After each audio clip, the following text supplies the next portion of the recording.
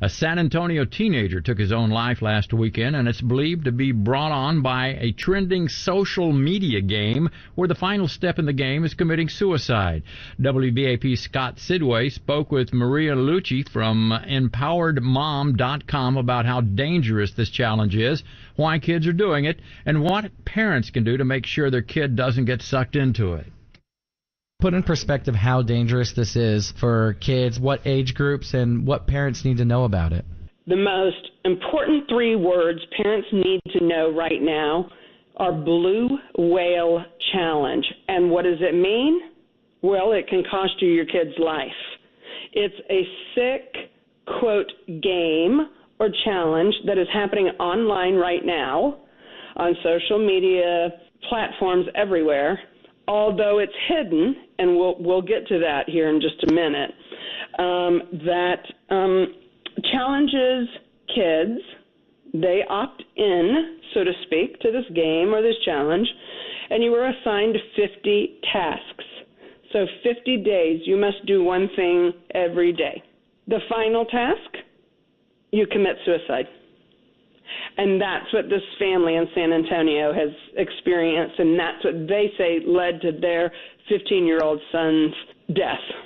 And it's, this isn't just going to the suicide thing real quick, and then we'll get into more specifics of the game. This isn't something, it's not a suicide that's caused by depression or anything like that. It's more along the lines of fitting in and doing this sort of what I guess you could say a hip, trendy thing on social media.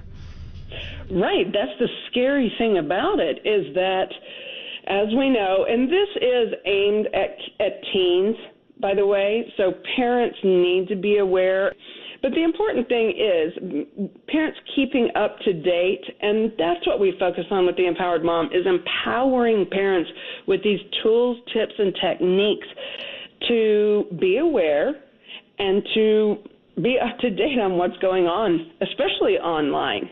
And we'll just go right there. How important is it for parents to be actively involved in their kids' social media accounts, especially with something like this? You mentioned it's a hidden thing, so it might just be something that kids know how to access. Well, it's crucial. It could save your child's life.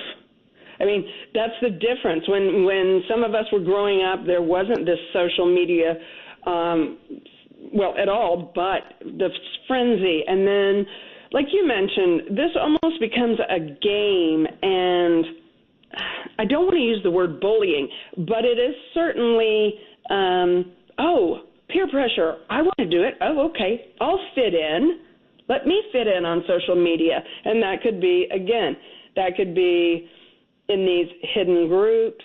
It could be on different challenges within different platforms, if you will.